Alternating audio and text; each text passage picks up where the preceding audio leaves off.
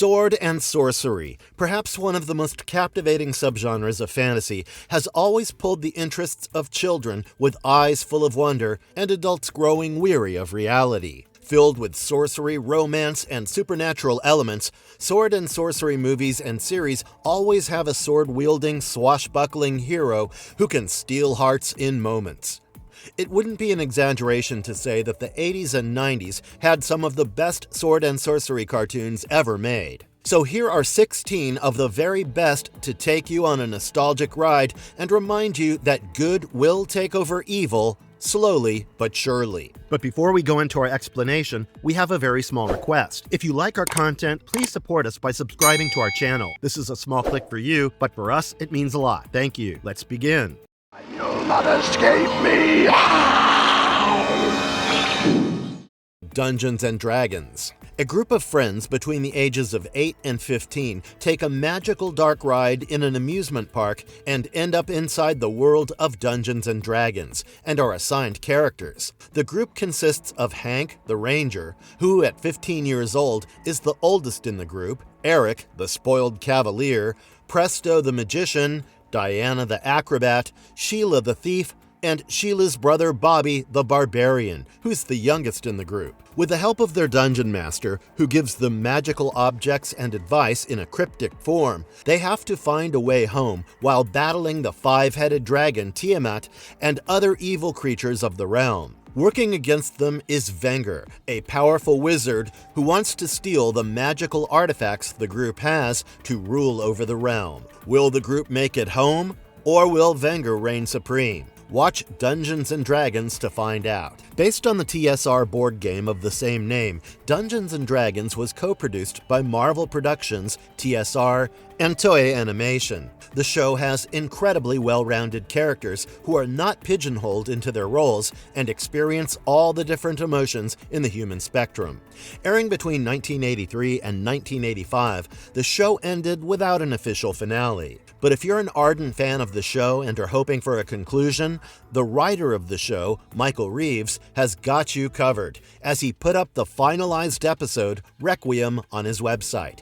You can also find fan-made animations of the finale on YouTube. He-Man and the Masters of the Universe. In 1982, Mattel released their Masters of the Universe toy line, and to promote it, the company commissioned a show based on the toy line. The show was none other than He-Man and the Masters of the Universe, which aired for 2 seasons from 1983. The show not only increased the popularity of the toys, but also spawned a huge franchise consisting of comic books, movies, and shows. Considered one of the best and most popular shows to have been produced by Filmation, He-Man and the Masters of the Universe is set in Eternia, a land of magic. The rulers of Eternia, King Randor and Queen Marlena, have twin children, Prince Adam and Prince Adora. Whenever cowardly and frail Adam wields the mystical Sword of Power, he is blessed with the secret mystical powers from the Castle Grayskull that transform him into the brave and courageous He-Man. His powers draw the attention of Skeletor, who wants to conquer Castle Grayskull to draw the powers of He-Man and rule over the entire universe ruthlessly. He-Man must stop Skeletor and protect Eternia, but he doesn't have to do it alone. He has Battle Cat, his pet tiger, Tila Na, the sorceress and guardian of Castle Grayskull, Man-at-Arms, an inventory of weaponry, Tila, the captain of the Royal Guard, and Orko, an otherworldly magician by his side. He-Man's popularity also brought him a lot of controversy, as people believed that shows based on toys promoted consumerism among children. But the controversy fizzled out like Skeletor's plans, and in 2009, IGN placed the series in the 58th position in its list of top 100 greatest animated shows of all time. If you like awesome soundtracks in your TV shows, by the power of Grayskull, go watch He-Man and the Masters of the Universe.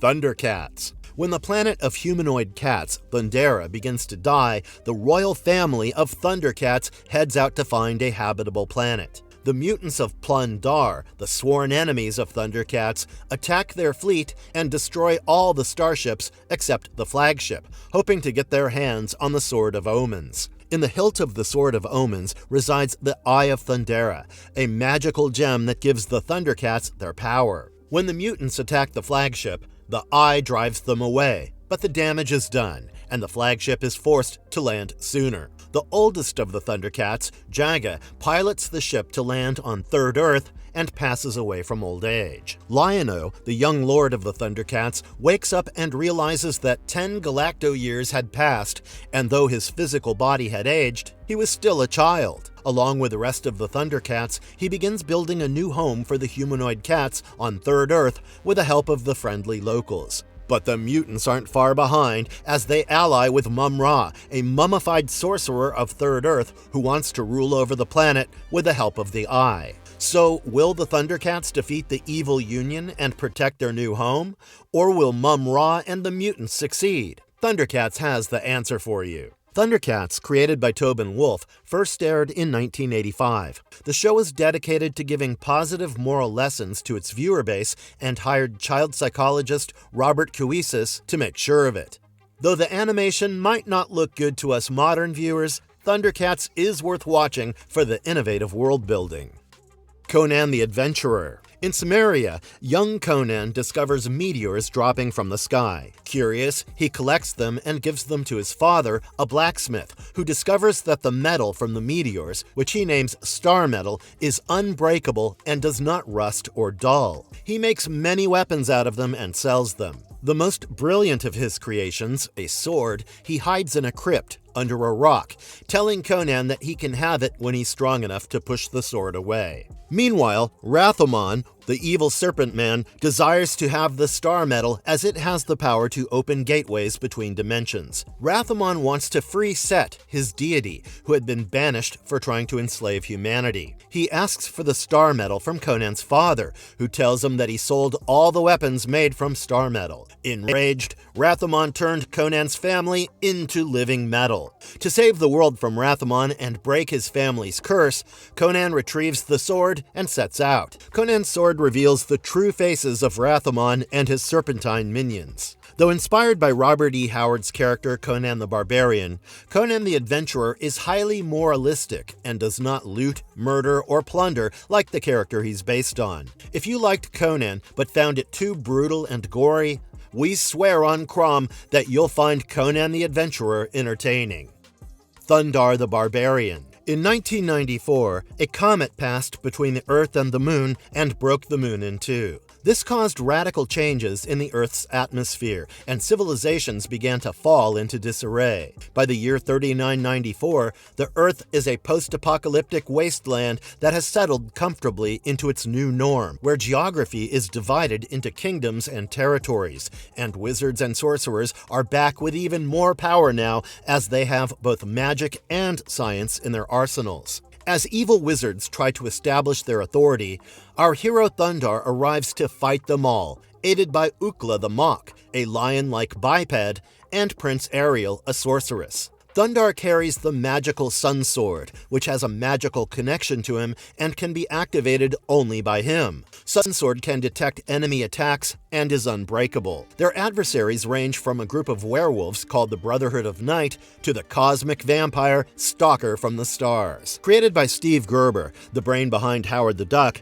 Thundar the Barbarian was so popular that many comic books and toys were made in its honor. If you've ever wished that sword and sorcery shows had a good serving of science fiction in them, put on Thundar the Barbarian now.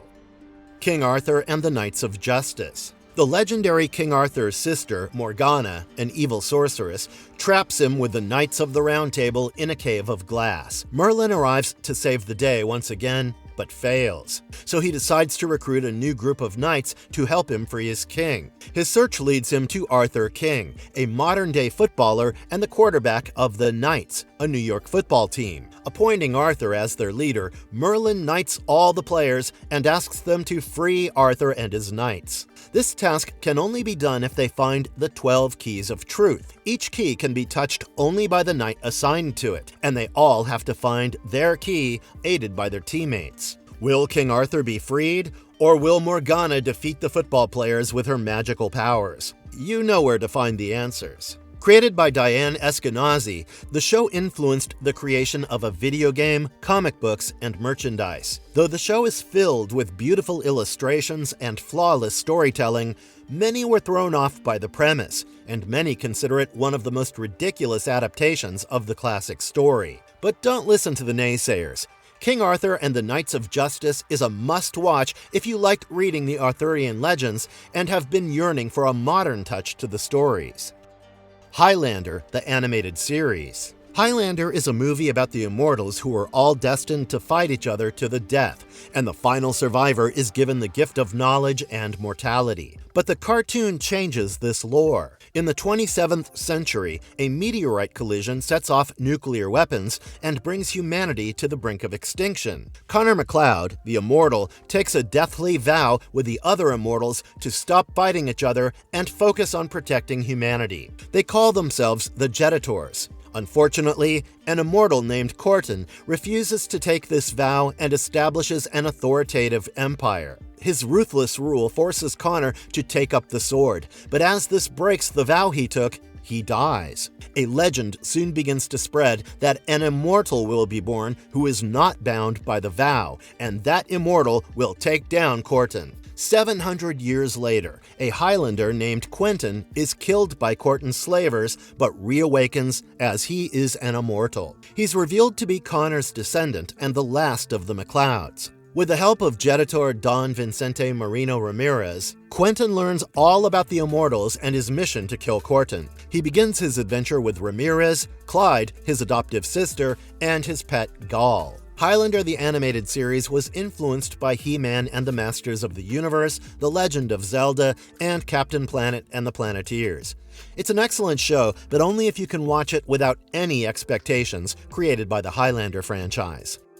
Black Star. An astronaut from Earth, John Blackstar, was swept into a black hole during one of his missions. The black hole transported him to an ancient alien universe and into the planet of Sagar, which has been under attack from the Overlord, a large purple-skinned tyrant who wants to conquer Sagar. Blackstar joins forces with the Trobbits, who look like a crossbreed between trolls and hobbits, Clone, a shapeshifter, Mara, an enchantress, and Warlock, the dragon horse, to fight off the Overlord. This is the crux of Lou Scheimer and Norm Prescott's Black Star, which initially meant to have a black man as the protagonist.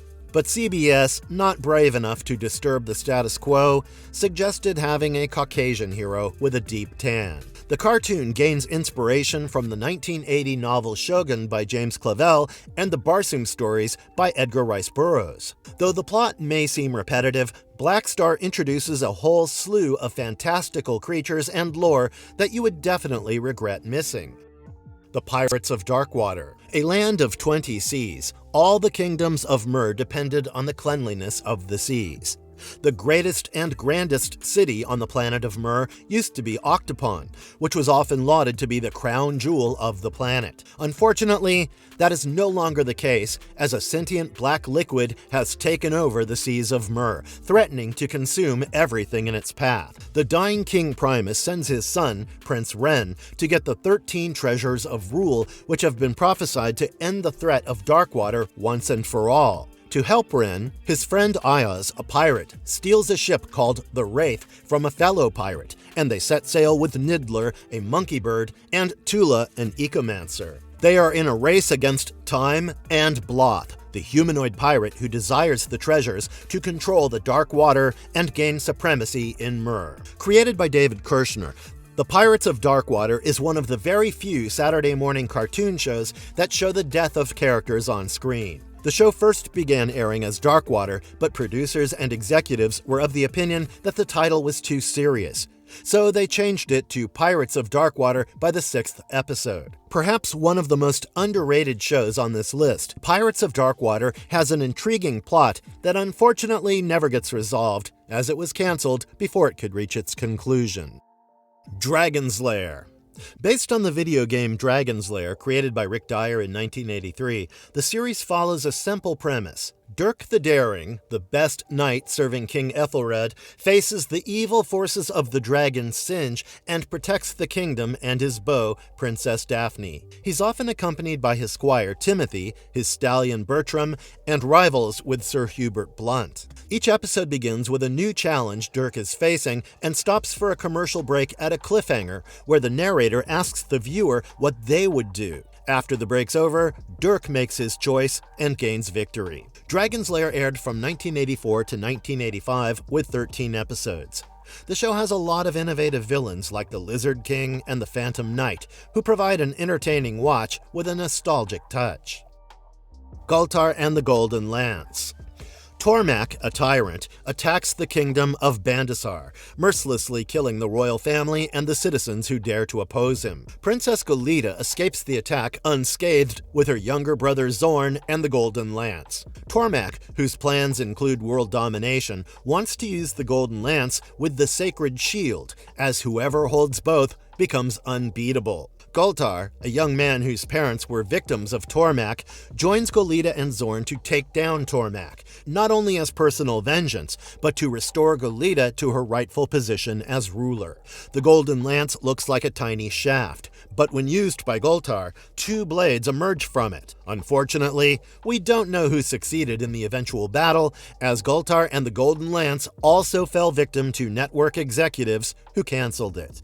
As HeMan began to gain a lot of popularity, Hanna-Barbera decided to create a sword and sorcery show of their own, and the result was Gultar and the Golden Lance. The show has some legendary voice acting by Helen Hunt, Brock Peters, and Frank Welker that you'd be remiss to miss.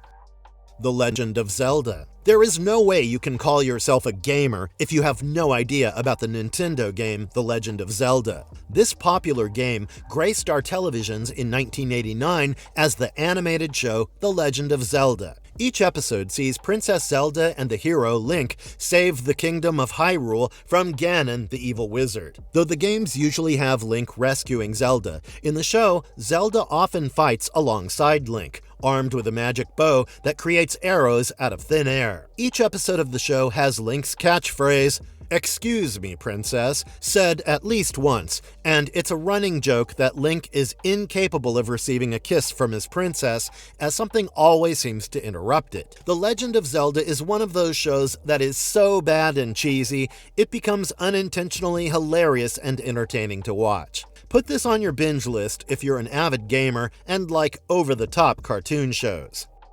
The Legend of Prince Valiant. Sinan the Conqueror takes over the kingdom of Thule and banishes the royal family and its loyalists to a hostile marsh across the sea. The young Prince Valiant, heir apparent to the throne, is the most affected by this, as his living conditions go from the best to the worst in a matter of days. He's depressed because of his new life and begins to harbor a deep hatred and anger against Sinan. He decides to make the most of his life and begins to search for a greater purpose to provide meaning to his life. This purpose comes in the form of a dream. In his vivid dreams, he finds out about the kingdom of Camelot and its ruler, the just King Arthur. He also learns about the sorcerer Merlin, the Knights of the Round Table, and the moral values of Camelot's order. Completely taken by the idea of the Round Table that values like honor, justice, truth, and friendship should be the guiding forces in life, Valiant leaves the settlement against his father's wishes to go find Camelot and become a Knight of the Round Table. Along the way, he befriends two peasants, Arn and Rowain, who become equally enraptured with the idea and join him. The Legend of Prince Valiant borrows heavily from Hal Foster's Prince Valiant comic strip and the Arthurian legends. With 65 episodes, the show ran from 1991 to 1993. We highly recommend the show for its detailed and vibrant art, poignant plots, and good humor. Conan and the Young Warriors. A sequel to Conan the Adventurer, Conan and the Young Warriors begins after Rathamon was killed and his family was restored from their stony form. Conan is chosen by Epimetheus the sage to guide the three chosen ones who are prophesied to be the future rulers of Hyboria and possess the magical Starstones. The oldest of the chosen ones is Dragon, who wears the Starstone on his bandana. It gives him an invincible armor whenever he wishes it. The second oldest, Bryn, used to be a chief in Shandazar, and her Starstone helps her create illusions. The youngest, Nava, can control animals with his Starstone that he wears around his neck like a pendant. Solinara, the Serpentine Sorceress, is after the Starstones as she wants to rule Hyboria. Conan and the Young Warriors did not get the same love as Conan the Adventurer did, and it was discontinued after just 13 episodes. Though the show does not hit the mark like its predecessor, it is worth a watch for the sake of nostalgia and the evergreen appeal of Conan. The New Adventures of HeMan. He-Man's adventures and bravery become well known in the universe, and his fame reaches the futuristic planet of Primus. Primus was suffering from an attack by evil mutants of Denebria, the neighboring planet, so they sought out the help of He-Man. When He-Man reached Primus, he was in for a nasty surprise as his enemy Skeletor joined forces with the mutants with hopes of ruling over the entire universe. Thankfully, He-Man has a lot of help in Primus in the form of the Galactic Guardians led by Captain Hydron and Lieutenant Flipshot. Though The New Adventures of He-Man was meant to be a sequel to He-Man and the Masters of the Universe, Filmation was shut down by its parent company, which is why a different studio had to take over. Fans are divided over this show for many reasons. While the animation is clearly superior, the character design has been all but trashed by fans. Many also think that the plot is poor and could use some work. What do you think? Is this a worthy sequel or a blemish in the He-Man franchise? Let us know in the comments below. Visionaries, Knights of the Magical Light. The planet of Prismos is thrown into a panic when the three suns of the planet align. The sum total of the radiation from the suns creates an electromagnetic pulse effect and deactivates all technology and machinery. They are forced to use ancient magic to survive. The wizard Merklin invites anyone who wants to learn the usage of magic to a competition. Whoever wins is awarded a magic object and the knowledge they desired. 14 people succeed. 7 of them, called the Spectral Knights, want to use the magic for noble purposes, while the rest call themselves the Darkling Lords and want to use it for evil and selfish reasons. The Spectral Knights are led by Prince Leoric of New Valorek, who used to be the city's mayor before the suns aligned. His second in command is Ektar, who used to be a police detective. The Darkling Lords are led by Darkstorm, whose second in command is Recon, a master thief. So, who will win this battle of evil versus good? Tune in to Visionaries, Knights of the Magic Light to find out. Created by Frank Dilla, Visionaries, Knights of the Magic Light is a classic sword and sorcery show. The plot is fresh and original, and the impressive writing guarantees an entertaining time. And if you liked our content, don't forget to leave a like and subscribe to us if you haven't already. Have a good one and be safe. Thanks, everyone.